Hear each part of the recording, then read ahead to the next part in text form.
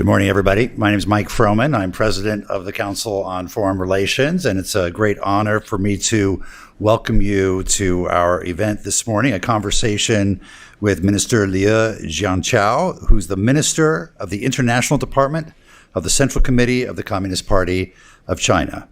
In addition to the people in the room today, the members in the room today, we have over 400 CFR members participating virtually, and we'll have an opportunity to ask questions both from people in the room and from people on video as well. Minister Liu is going to give some short remarks. We'll have a conversation ourselves, and then we'll open it up to questions. It's a great pleasure to welcome Minister Liu to the podium. Please.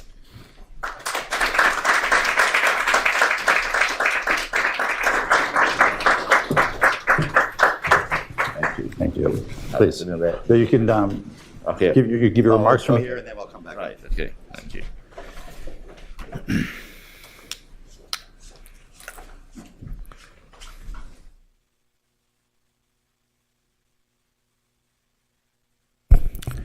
Dr. Michael Froman, dear colleagues and members, good morning. I wish to begin by thanking the Council on Foreign Relations for the kind invitation, and Dr. Michael Froman for your kind words.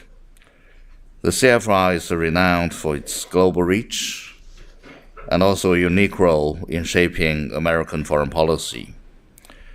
The Foreign Affairs magazine has been my must-read since I joined the Foreign Service at a very young age. The CFR has also contributed tremendously to the development of China-US relations over the years. And also I'd like to take this opportunity to express China's deepest appreciation for your sponsorship of the welcoming dinner for President Xi Jinping in San Francisco.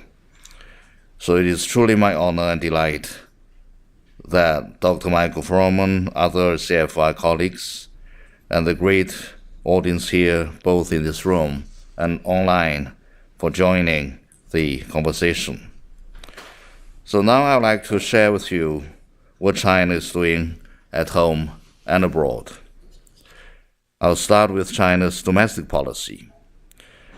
For now and a long time to come, the major and central task at home is to advance the modernization drive.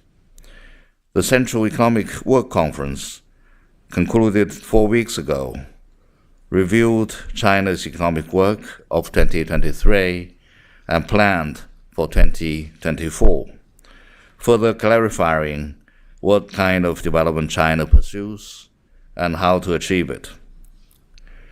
China pursues high-quality development. Despite the achievements, China's development remains imbalanced and insufficient.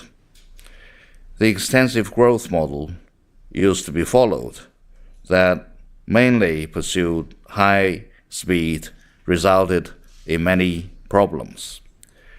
We therefore had to adjust the growth model, putting more emphasis on quality rather than speed. High quality development must be driven by innovation and technological progress. So that reminds me of January 1979, when Comrade Deng Xiaoping and President Carter signed at the White House the agreement between the United States and China on cooperation in science and technology, providing institutional guarantee for the scientific and technological exchanges between the two countries. And ever since then, achievements have been made in the joint research between the two countries on science and technology.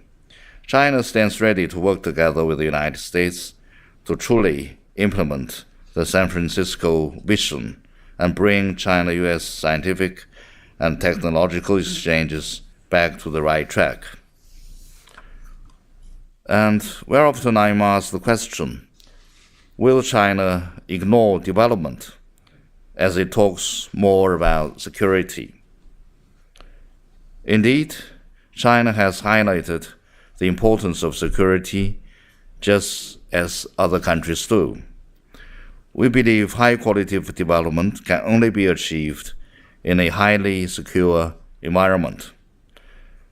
But what we pursue is a balanced and positive interplay between security and development, and we'll never ignore development, and it holds the key to solving all the problems and challenges in China. China pursues high standard opening up. Last year marks the 45th anniversary of China's reform and opening up policy.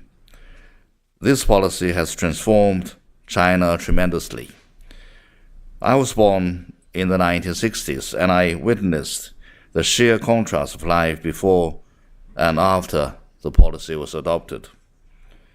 China will remain committed to the policy and keep its door open. Going forward, China will continue to expand institutional opening up with regard to rules, regulations, and management to create a market-oriented, law-based business environment that meets the international standard.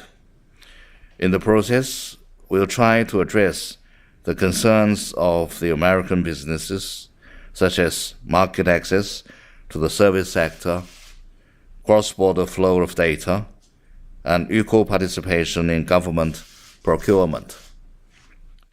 In the same line, we hope that the United States keeps its market open and provides the Chinese companies with equitable, just, and non-discriminatory business environment as well. So another question is, will China become more inward-looking as it talks more about self-reliance?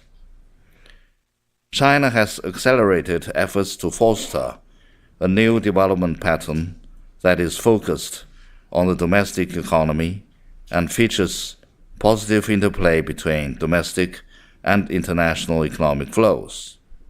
But let me be very clear. For domestic circulation to function well, it does need stronger international cooperation, more foreign trade, and better use of FDI. We benefited from these in the past, and China's first joint venture automobile company, Beijing Jeep, was in partnership with the United States, and the first wholly foreign-owned company, W.R. Grace & Co., was also from the United States.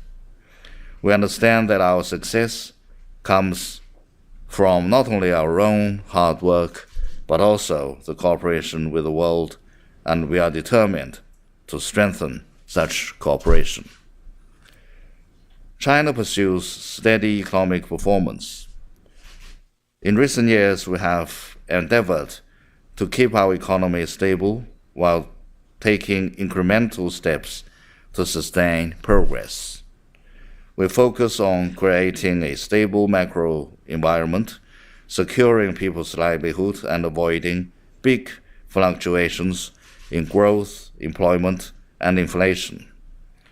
In the same time, we have strived to make progress in high-quality development by transforming the growth model, optimizing the economic structure, and shifting the driving force, which in turn sustains the good momentum of steady growth for the long run.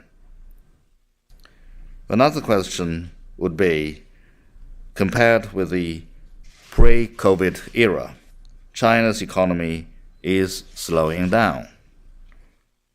I think that we need to put this issue in perspective and bear in mind two factors. Number one, China's economic aggregate. For China, the growth rate of 7.7 in 2013 means a $660 billion increase of economic aggregate, while 5% of growth in 2023 means a $900 billion increase of economic aggregate. That is to say, 1 percentage point of growth now roughly equals 2.1 percentage points of growth 10 years ago. Number two, the quality of China's economy. Thanks to innovation, which has already become the primary driver of China's economic growth, the quality of our economy keeps improving. On top of that, the vast market demand, stable macro policies, and ample room for monetary and fiscal policies, China's economy has sound fundamentals and good potential. And China pursues green development. We have made unprecedented efforts to advance green, low-carbon, and circular development. At present, nearly half of the world's installed photovoltaic capacity is in China. Over 50% of all new energy vehicles in the world are now running in China, and 1/4 of the world's total increased afforestation is contributed by China. Some people argue that as the largest emitter of greenhouse gases, China should bear more responsibility in addressing climate change. Climate change is caused by both current and historical emissions. As developed countries contribute to over 70% of the global total accumulated emissions, they should shoulder greater responsibility. Yet, China is trying hard to make the sharpest reduction in carbon intensity in the world and achieve carbon peaking and carbon neutrality in the shortest time span in world history. Colleagues, China's strategic goal is grand and yet simple. That is to deliver a better life for more than 1.4 billion Chinese people. To achieve it, we are working hard to advance China's modernization, and President Xi Jinping recently stressed during the Central Conference on work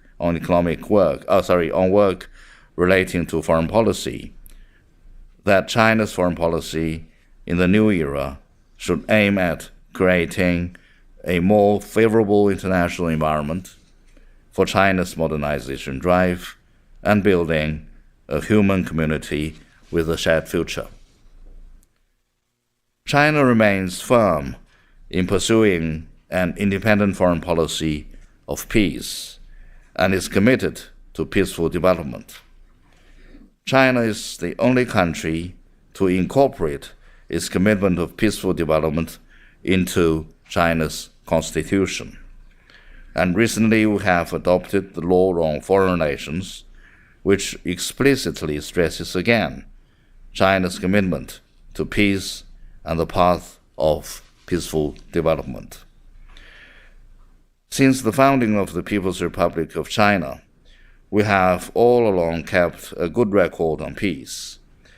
We have never provoked a conflict or war, or occupied a single inch of foreign land. President Xi Jinping reiterated during his recent visit to the United States that China will not fight a cold war or a hot war with anyone. People in Asia have our own way of dealing with each other, which values peace and, above everything else, and seeks peaceful solutions to all disputes. China does not seek to change the current international order, still less reinvent the wheel by creating a new international order.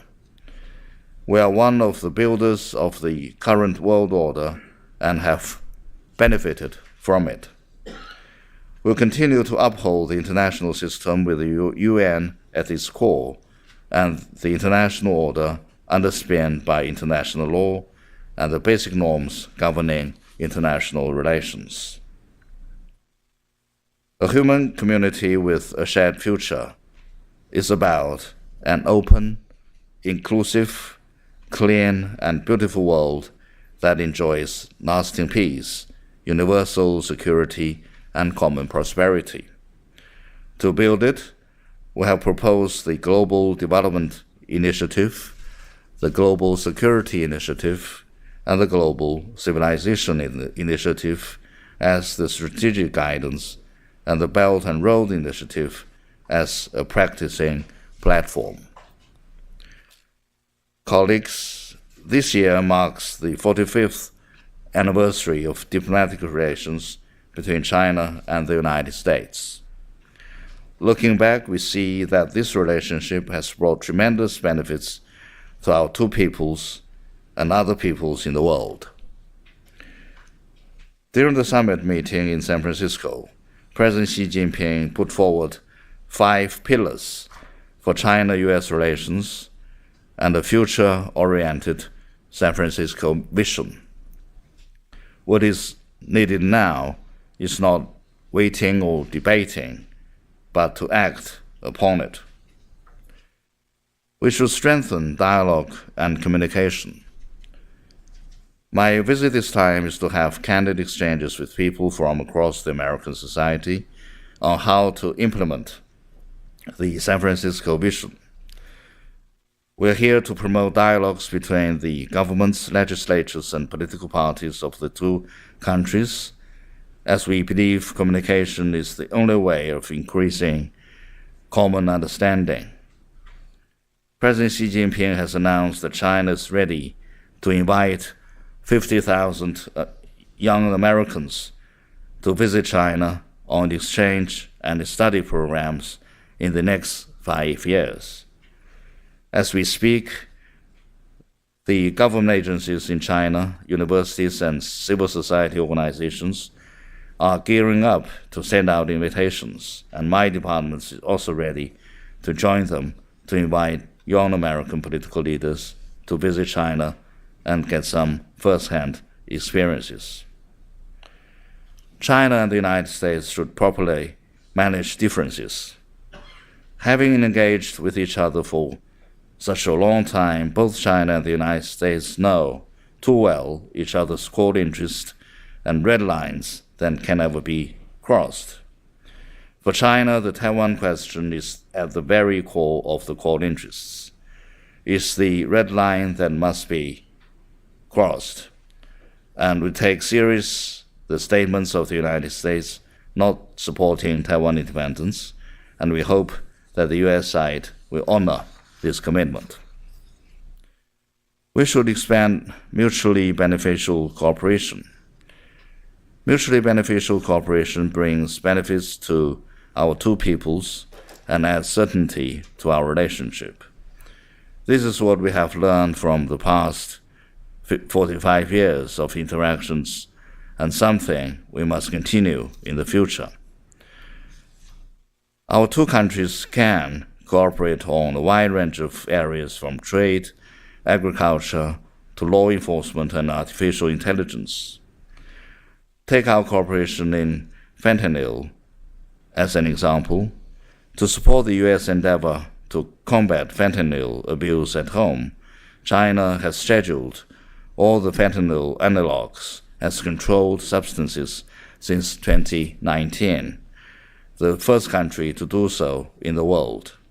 And during the summit meeting, the two sides agreed to put in place a working group on counter-narcotics for greater cooperation on more fronts, and we are looking very much forward to concrete and visible deliverables. China and the United States should work together to address common challenges. The success of COP28 has once again proven that China and the United States can accomplish big and good things when working together. As the world has entered a period of turbulence and transformation, people of all countries are counting on China and the United States to take the lead in resolving more global issues and offering more public goods. China stands ready to work with the United States to shoulder responsibilities and make new contributions to human progress. So I thank you very much for your attention, and I will be very much looking forward to take your questions. Thank you.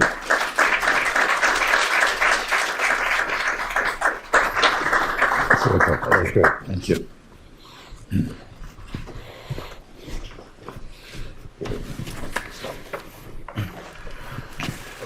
Terrific. Thank you very much for laying that out for us. You mentioned the recent work conference, the Foreign Affairs Work Conference, where I understand one of the issues discussed was how to make sure there's a correct understanding of China as a trustworthy, lovable, and respectable country. Now, at the same time, President Xi was calling diplomatic relations a struggle. He asked his diplomats to engage in a fighting spirit, and he called for a diplomatic iron army. Are we likely to see a return to wolf warrior diplomacy, and how is that lovable? I don't really believe that there has always been a kind of wolf warrior diplomacy, and there's no talk about coming back to that diplomacy. But when you talk about the kind of iron diplomatic army, he really means that the diplomats, Chinese diplomats, both at home and around the world, should stay disciplined and disciplined, and in terms of making sure that they have very strong moral integration and work hard. So it's not really something about a kind of wolf warrior, quote unquote. So I think that the fundamental goal of China's diplomats would be to contribute their efforts in making sure that China's relations with other countries be warm and cooperative, and then by that we mean that we try to create a favorable international environment for China's modernization drive.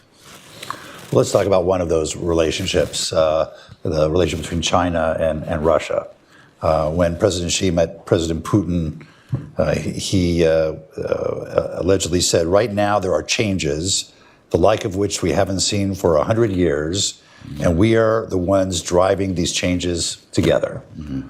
What did he mean by that? What are those changes? And what does you mentioned in your remarks, you don't seek to create a new world order, mm-hmm. but how do you see Russia and China working together to modify the existing world order?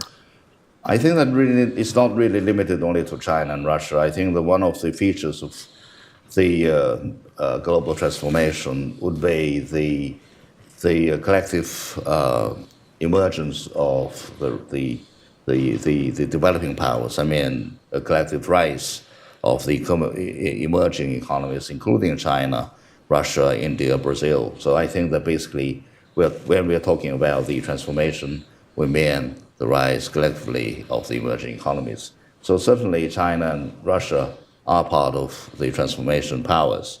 So I think that the China-Russia relations is strong, and we really enjoy a good neighborly relationship and also very strong strategic partnership. So I think that such a relationship between China and Russia benefit not only Chinese and the Russians, because we do need each other, and we also work together to ensure that the international balance of power, and that will ensure the peace and stability on the Eurasian continent and also the world at large. So I think that the relationship is useful for the two countries and also useful for the region and the world. You mentioned in your remarks and now the importance China places on peace and being a defender of peace. China's also been very outspoken about the inviolability of sovereignty. How do you reconcile that with China's support for Russia's attack on Ukraine? I don't believe that, when you say that China supports the military operation on Ukraine, because we do believe that the sovereignty and territorial integrity of a country must be respected. And in the context of the Ukraine crisis, I think there's more to that.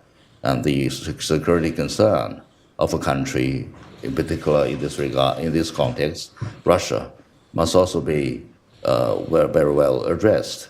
So I think in terms of sustained peace and stability in the world, I think that there should be a balance of addressing of all the concerns of all the countries in the world. So I think that the Ukraine crisis is more complex than it appears to be. So we believe that all the parties that are involved in the conflict and crisis should try to find out in a faithful manner then how to bring an end to the crisis as soon as possible, because the world has already suffered from the spillover effects of the Ukraine crisis. So I hope that the United States, the NATO members, European partners should work to find out what should be the right way to move about the Ukraine crisis. But does that mean that you feel Russia should withdraw from Ukrainian territory? Sorry? Does that mean that China urges Russia to withdraw from Ukrainian territory? I think that we do want to see an end. And I do believe that when we talk to the Russians, they are showing enthusiasm of having peace talks with Ukraine, so we support that. Let's talk about another region. You've got close relationships with Iran. China's been playing more of a role in the Middle East, helping to broker an agreement between Iran and Saudi Arabia. We now have Iranian-supported Houthi forces interrupting the flow of ships in the Red Sea. No country is more dependent on the free flow of products from one sea to another than China. Are you concerned about this, and are you urging Iran to urge the Houthis to stop interrupting this important trade route?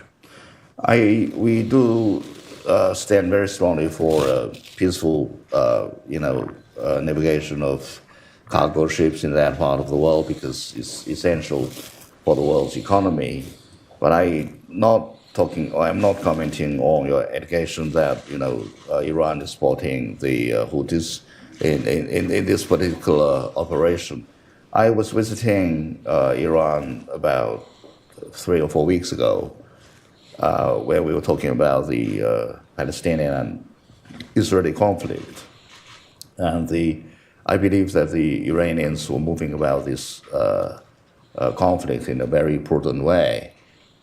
They were telling me that they were not involved in any kind of support of the Hamas in the fight, in the attack on Israel, and they did not really know beforehand that the attack was going to happen. So they did not really give any military support or even military advice to the Hamas. So I think that they are being very, very prudent in this regard. So you don't believe that Iran is, whether they knew about this particular attack, Iran's supporting Hamas and training them, equipping them, supporting Hezbollah, directing them, and supporting Houthis. You don't see Iran playing a significant role there? I think it's a very influential country in that region. But, we don't really have the specific information and intelligence about what is going on. But, the Middle East issue is more complicated than just a Palestinian-Israeli conflict. I mean, there are religious factors, racial factors, and ethnic factors, religious factors as well. So I think that that's why we're talking about a comprehensive security concept when all these concerns and factors should be addressed, because you can't really say that we can, fix up only this one factor while leaving behind all the other factors. So I think that even with the conflict between the Israelis and Palestinians, I think that the world should take a more effective action in stopping the conflict there, and also that the human will not suffer more the loss of lives and also suffering. Let's talk about U.S.-China relations, particularly, as you said, it's the 45th anniversary of our normalized relations. We're heading to we are in an important year, including an election year here in the United States. Minister Wang Yi has said cooperation is no longer an option, but an imperative. What specific areas of cooperation do you think the U.S. and China can work together on? And what would you expect to see as deliverables over the course of 2024? I don't really see any area that China cannot really cooperate with the United States. But if the two countries really have reasonable and correct perceptions of each other, good policies will be possible. So there's a tremendous potential for, the largest developed country in the world and the largest developing country in the world. So tremendous potentials as could be seen in our cooperation in the past.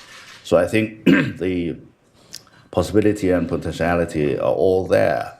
But now I think that it's really up for the United States to develop a kind of perception on China based on good understanding and correct understanding of China's strategic intentions. China does grow and it has the right to grow in strength. And so China will naturally become more powerful in terms of its economy, its military, and many other areas as well. But China's intention is basically to deliver a better life for the Chinese people. So we don't really have any hidden agenda. Overtaking the United States is not our goal. So if we have that in mind, the kind of mutually beneficial cooperation would be possible. And I think I don't really want to name the areas we can talk about: trade, economy, agriculture, law enforcement, even cooperation in addressing global challenges. And people around the world do have strong expectations of the two countries to work together and other parties in the world to address the global challenges, which is a must for China and the United States. As you said, China's commitment is really to deliver for its people. The economy has slowed down. It's facing a number of challenges. One of the messages that President Xi and the Chinese leadership have been trying to convey over the last year is that China's open for business. They welcome foreign investment to come back. At the same time, there's been a number of actions around the implementation of some of China's new laws, the anti-espionage law, the data security or the data laws around national security, that have had a chilling effect on foreign investors. Executives being detained, offices being raided. It's been a bit of a schizophrenic message that's been sent. Can China do anything to clarify how it intends to implement and enforce these laws in order to give some clarity and greater certainty to foreign investors? Well, I think that in the first place that there should not be such unnecessary rhetoric that such things do take place, because anti-espionage law and other laws are necessary for China. And in the United States, you have even stricter anti-espionage laws, and that's why the United States is using these laws to create barriers for foreign investment, including China's. Anti-espionage law is certainly something that is being played up unnecessarily. And I have never heard of a story that, any foreign business offices been raided on a groundless basis, and about the law regulating the data flow is necessary for China. But we are ready to do explanation and also to do a job that will convince foreign business people that China is the country that you can have good opportunities for development. Let's switch to Taiwan, and I'm going to do one more brief question, then open it up to the audience. So please be ready with your questions. In 1975, Chairman Mao evidently told Secretary of State Kissinger. In 1979? 75. Okay, good. 75. Sorry. Yes. That, quote, "If you were to send Taiwan back to me now, I would not want it because it is not desirable. There are a large number of counter-revolutionaries there. 100 years hence, we will want it." Now, we're a half a century away from 2075. What would Mao say about the Taiwan question in 2024? The unification of China and also has always been the dream of the Chinese people on both sides of the Taiwan Strait. So I think that this is the firm and clear and strong policy of the Chinese government and the strong aspiration of the Chinese people. So apart from that, I think there's no need to explain our position on the Taiwan issue. All right. At his dinner in San Francisco, President Xi said, "We're ready to continue our cooperation with the United States on panda conservation." When are the pandas coming back? I hope that they're coming back as soon as possible. And will they come back to the National Zoo in Washington, D.C.? It depends on you where you're going to put it. There is a David Rubenstein panda house at the I hope that'll be Washington. I hope that'll be here in the Council on Foreign Relations. Excellent. We'd be happy to. I'd be happy to give up my office for the pandas. Let me correct you. If you give you a panda instead of a giant panda, you'll be disappointed. Because there are two kinds of pandas. One is panda and giant panda. We're talking about giant pandas. The black and white one. The black and white ones. Thank you. All right. We'll look for the giant pandas. Thank you for the clarification. Let me open it up to questions. Yes, please. I don't know if you need a mic. Yeah, here's a mic coming to you.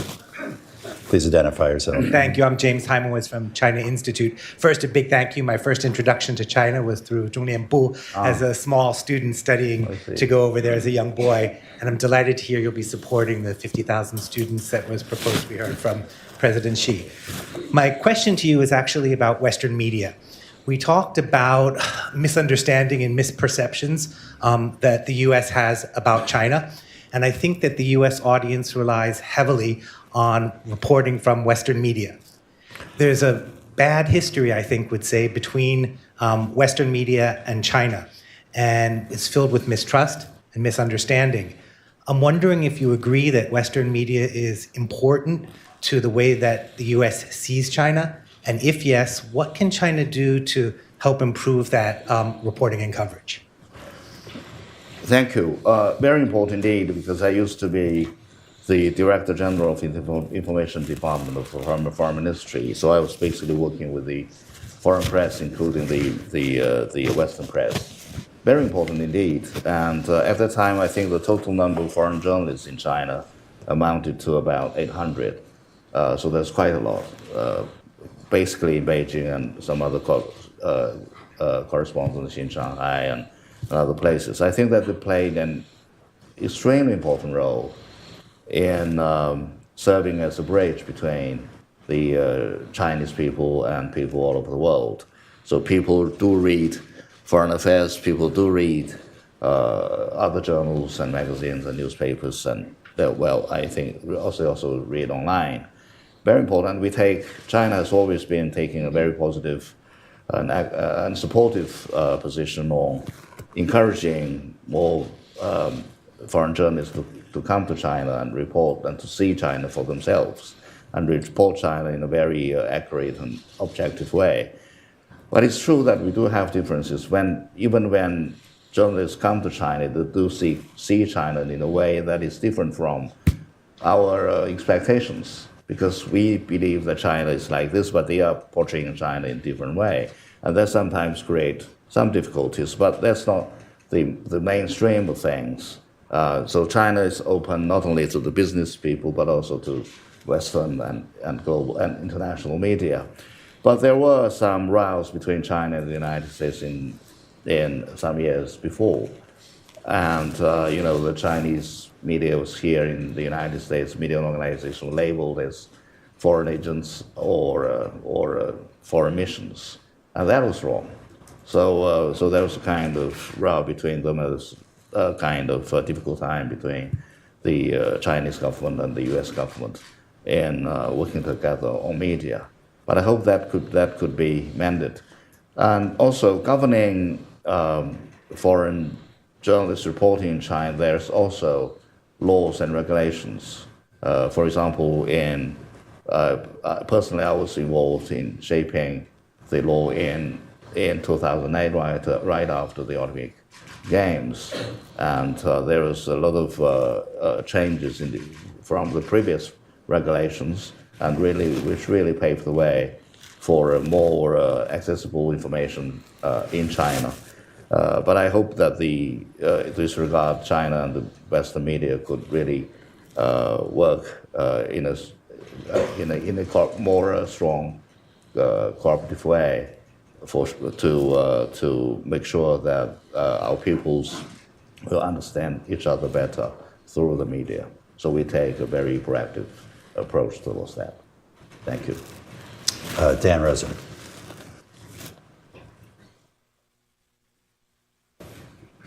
Thank you very much. Dan Rosen, Rhodium Group.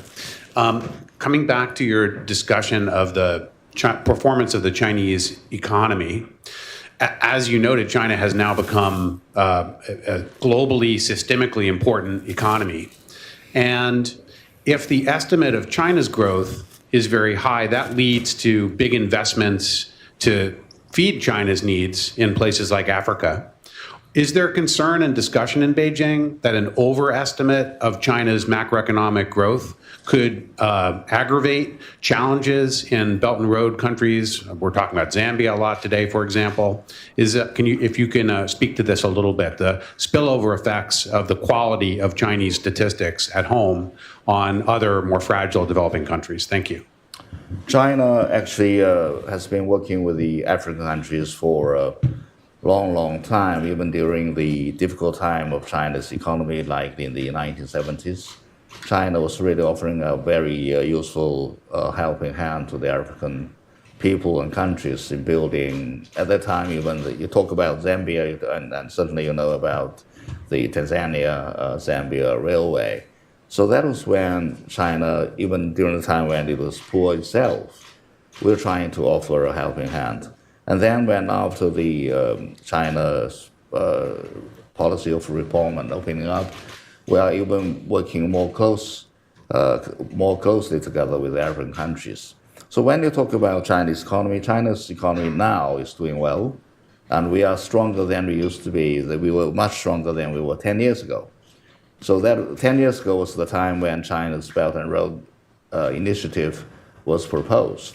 So we were now today, we are in a very stronger and better position to work with countries that are involved in the Belt and Road Initiative, in building the connectivity, infrastructure, trade and things.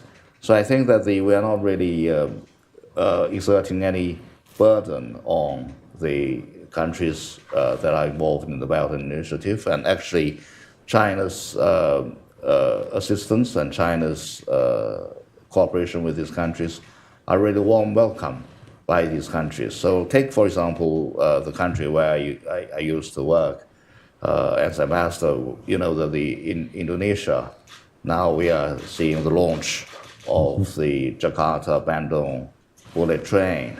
When I was there, it took me 5 hours at midnight to travel from Jakarta to Bandung. Now it took only 40 minutes. So the train was running at 350 kilometers an hour.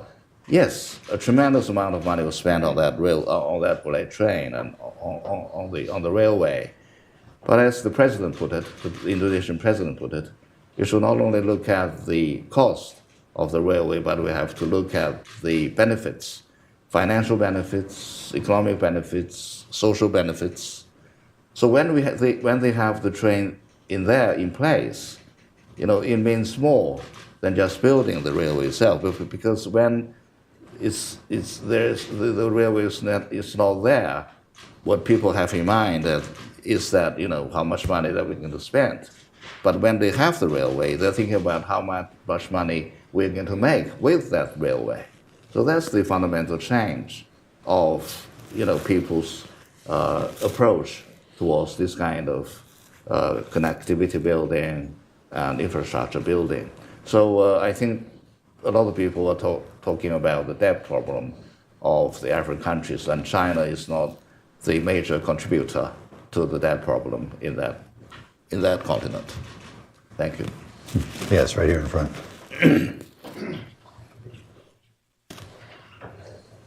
Mark Rosen of Advection Growth Capital. Thank you for coming today, Ambassador. Israel was the first state in the Middle East to recognize the People's Republic of China in 1950. And over the more recent years, you have developed very strong economic relations with Israel. In fact, are its second largest trading partner, and I think also manage part of the port of Haifa right now. Yet, on October the 7th, China has not yet condemned the terrorist attack on Israel. And despite the fact that you yourselves have been victims of Islamic terrorism in the past. Could you explain why that is? I understand that you have relations with the Arab countries, with Iran, etc. But you could still maintain those relations while still condemning that attack. And would you do so today? Let me correct you. Let me say that we appreciate the fact that Israel was one of the first countries that recognized China. And for many, many years, China and Israel have really very good and cooperative and warm relations with each other. And also our people share a lot of good emotions towards each other. So that's the fundamentals of China's relationship. And when it comes to the general picture of Middle East crisis and Middle East issue, China does stand on the side of the Arab countries. I don't need to explain more on that. But what I want to correct you is that on the very first day of the October the 7th attack, China did condemn the attack on the civilians. So if you track the record, you'll find that. But now, the overuse of force and the obvious revengeful retaliation by the Israelis on Palestinians is something that is also unacceptable to us. And that results in tremendous humanitarian sufferings and crisis. So we do hope that the crisis, the conflict could come to an end, and the Israelis should stop, behave in such a manner, and so there could be a restoration of order. And China does see eye to eye with many countries in the world that the two-country plan must be adopted.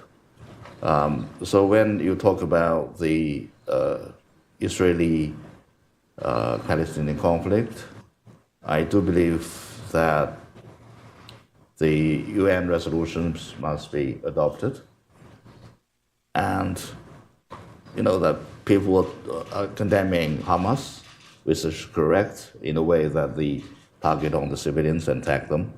But on the other side, the Israelis should also think about their behavior in building fences, in the settling on the Palestinian land, on driving the Palestinian people out. So the Palestinian people, they should have the right to come back to their homeland, to restore their sovereignty and also to establish their own country. So I think that a lot remains to be done, and there needs to be international consensus and also concerted efforts in achieving this. Thank you. We're going to go to our virtual audience for a question. We'll take our next question from Trudy Rubin. Please accept the unmute now button. Hi. Thank you for doing this. I'm Trudy Rubin. I'm an international affairs columnist for the Philadelphia Inquirer. Sir, the Taiwan elections coming up this week, everyone is very focused on how China will react to the results. If the DPP candidate, Vice President Liu, should win, China has denounced him as a separatist, but he says he would maintain the status quo and engage with China. What would be China's reaction if the DPP should win this election? Oh, thank you very much for the question. But at this juncture, what I want to say is that China's position on the Taiwan issue remains clear, strong, and unchanged. So that's what I'm going to tell you at this moment. Thank you. Okay. Yes, the woman on the aisle. Morning. I'm Katie Kingsbury from the New York Times. First, I wanted to affirm that on behalf of my industry colleagues, we would welcome the opportunity to report more from China in the future. But my question is actually about China's nuclear arsenal. Could you comment on what efforts China is undertaking to build its current arsenal and what potential for cooperation between China, the United States, and Russia there is in terms of new rules around use and testing of those weapons? Thank you. China does attach great importance to the nuclear security in the world, and China made it very clear that China will not, on the very first day that China developed the nuclear bomb, we say that China will not be the first one to use the nuclear bomb, and China will not use the nuclear bomb against any country, the non-nuclear country. And, we have the common consensus on the nuclear war can never be won and must be never be fought. And we are concerned about such a big arsenal of nuclear weapons in the world. But when it comes to the negotiations and dialogues, I think that the United States and Russia, which possess the largest nuclear arsenal in the world, should take the lead in having negotiations between themselves. Thank you. Ian Johnson. Hello. Senior Johnson fellow at the Council on Foreign Relations. We knew each other when We knew each other from the 1990s, I think. I have a question about Hong Kong. This is something that a lot of foreign business people are interested in, especially since 2019 and the protests then and the adoption the next year of the national security law. Hong Kong's status as an international financial center has somewhat declined. You can see this in the number of people, Hong Kong business people and foreign businesses who have moved their operations, say, to Singapore, etc. And I wondered if it wouldn't make more sense now for China to show a little leniency toward people who were involved in the protests. I'm thinking especially of the entrepreneur Jimmy Lai, and also the announcement in December that China put a bounty on 5 protesters who now live overseas. And simply from a pragmatic point of view, trying to restore confidence in Hong Kong as a financial center, wouldn't it make sense to sort of try to turn the page on that rather than keeping it in the international eye like that? Thank you. Thank you for the question. I think that a number of aspects about this question. Number one is that Hong Kong, despite the bad time of a period of anarchy and disorder and violence, Hong Kong remains a financial center, number one. Number two, when you're talking about pragmatic terms, Hong Kong should be a place that is also ruled by law and is governed by law. So if there's any company that is moving out to other places, it's not because of the return to order, to normal in Hong Kong. If you suppose the incident or the situation of 2019 continued, would the foreign companies be staying or leaving Hong Kong? So I think this is the logic is very simple. So we don't want to have the kind of situation where anarchy and disorder prevail in that part of the world because, it's disastrous for Hong Kong. So we managed to put order in Hong Kong, and I think that is welcome by the foreign business people as well, because their lives in Hong Kong is safe, their business in Hong Kong is safe, and Hong Kong will continue to be governed on the basis of the basic law, on the formula of one country, 2 systems. So that remain unchanged. But if anybody trying to sabotage the order and and the situation in Hong Kong, they will not be tolerated, and that we should be, dealt with in accordance with the law. Thank you. Yes, in the two-thirds of the way back, behind you, I'm afraid. That gentleman, and we'll come back. Jeff Laurenti, Capital City Development Corporation. It is nice that in response to Trudy Rubin's question, you had indicated that the policy of Beijing toward Taiwan is unchanging and unchangeable. Although you have opened some civil relationships with the Kuomintang that the Communist Party had expelled from the mainland 75 years ago, but it does raise the question, if one is seeking to bring the two sides together, what space the Communist Party in China is prepared to give to the Kuomintang or any other Chinese national party to operate on the mainland side. And if you could give some sense of where your relations with the Kuomintang or other political parties in Taiwan might be. And forgive me for asking about one fascinating item of your biography, an impressive biography, both at Zhejiang and at the Central Commission level for discipline inspection. Discipline inspection, is that like what federal prosecutors do to our politicians in New Jersey? Or is that enforcing ideological uniformity in some way? Well, I prefer to take your second question.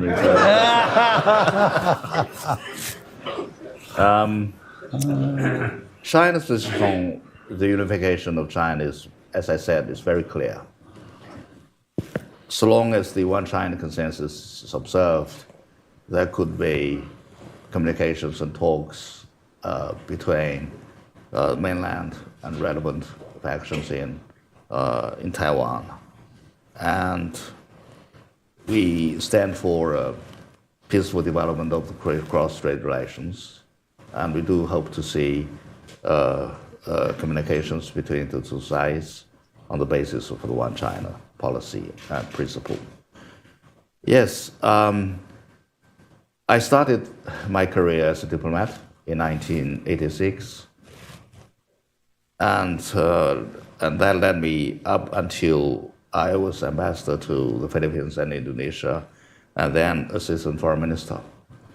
Then there was a very strong campaign in the Communist Party of China on strengthening the building of the party. And one aspect of this campaign would be to fight with a stronger hand against corruption, because at that time corruption was really bad and rampant in China, and that was dangerous for the party and for China, the country, and people hated that. And there was a phenomenon, or that some government officials, civil servants, members of the Communist Party, when they committed corruption and become criminal suspects, they tried to flee to escape the punishment. So they ended up with fleeing China to other parts of the world. And certainly the United States was one of their destinations. So I think that they decided to have somebody who is more experienced in international cooperation. And for this job is international cooperation in law enforcement. So then they chose me. I don't know why, but that happened. So the CCDI, Central Commission of Discipline Inspection, there are two elected committees within the Communist Party of China. One is the Central Committee of the Communist Party, which is headed by Xi Jinping as the General Secretary. And there's another elected committee, which is the Central Committee of Discipline Inspection. And the CCDI, Discipline Inspection Committee, is under the leadership of the Central Party Committee. So the two committees.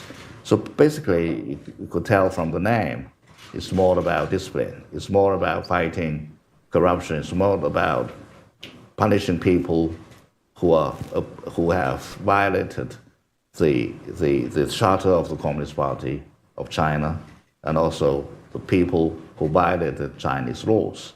So with regard to the corruption, they violate not only the charter of the Communist Party, the disciplinary rules, they also violate the law.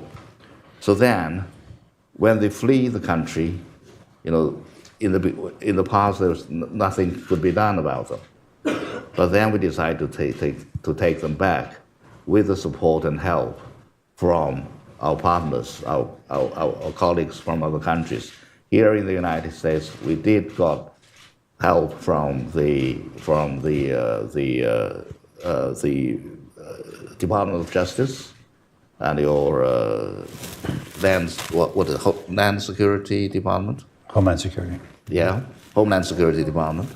So we managed to get them back on the basis of the U.S. law and on the basis of Chinese law. We did have really very useful cooperation with each other in taking back to China some of the criminal suspects. And that was really in accordance, in conformity with the international consensus on leaving no safe haven for corrupt people. So I think that is very good when we got help. And we do express our strong appreciation for the law enforcement departments here in the United States for helping China in this regard. But later on, I was sent to Zhejiang province, and at the provincial level, the same as the central level, there's also two committees, the provincial committee and the party discipline inspection committee also. So the same thing, but at a lower level. But I was chief of that commission in Zhejiang. And that gave me a lot of experiences. And I do believe that job really brings justice to the people. Thank you. We have a lot more questions, but unfortunately we have no more time. Let me say, I think China is very fortunate, Mr. Minister, to have you in this position where you can explain and defend its policies. I go as far as to say you're a wolf warrior in sheep's clothing. Please join me in thanking the Minister for